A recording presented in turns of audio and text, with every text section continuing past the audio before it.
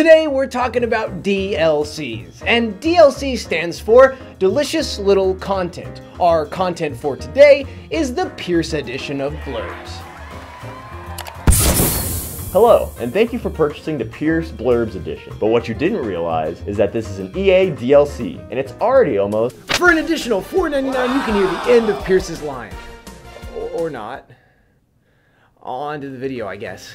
DLCs are actually purchasable side content meant to both enhance a video game and retain an audience. Sometimes said DLCs can turn into such big ordeals that the developer just opts to make them full games instead. So today I want to talk about those DLCs turned games in the manner of the good, the meh, and the ugly.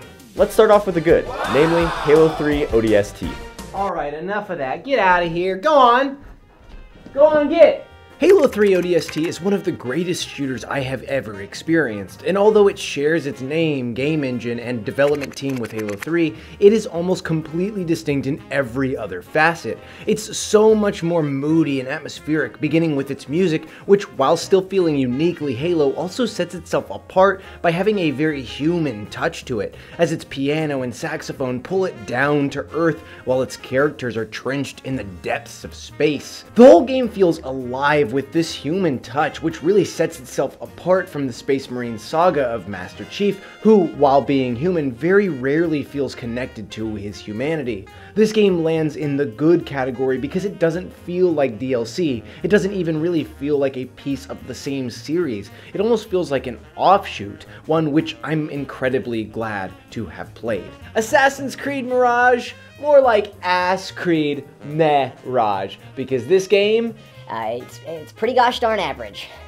Assassin's Creed Mirage fits squarely in the meh section due to its overall midness. I will say that this game feels so dissimilar to Valhalla that it's almost shocking that it originated as a DLC for it. Mirage sets out to be a spiritual successor to the original Assassin's Creed games, going back to the more condensed open world, the simple combat, and the playful city design. All in all though, it doesn't nearly reach the heights of those predecessors and ultimately comes out feeling pretty cobbled together, even though that cobble is still more enjoyable than the bloat that the series has experienced over the last few years, so I'd give it a meh out of 10. In the ugly category, we have you.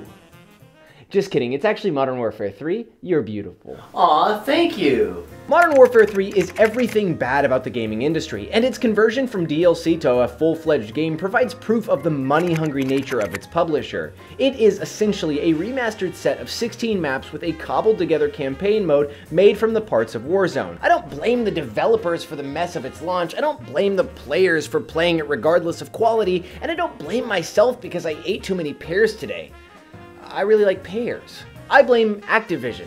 They made me eat all those pears. And also they forced a DLC out the door and called it a game whether the developers liked that or not. And because of Activision, it's a crummy situation and it's a crummy game. DLCs that have grown so big that they've become full-fledged games often have a wide range of quality, like all games, and that quality often depends on the intentions of the publisher. All in all, a vast majority of DLCs turned full games have come out pretty good. Some of my favorite examples not mentioned include Dishonored Death of the Outsider, Spider-Man Miles Morales, and hopefully Hollow Knight Silksong. I say hopefully because it hasn't come out yet, and me putting it in this part of the video is all conjecture, but I really like Hollow Knight, so I'm gonna do it anyway. Regardless, if you have any examples of your own, or have any grammatical quandaries, please leave them in the comments section down below, and I'll see you in 2024. And I know I said that last time, but this time it's for real. Bye-bye!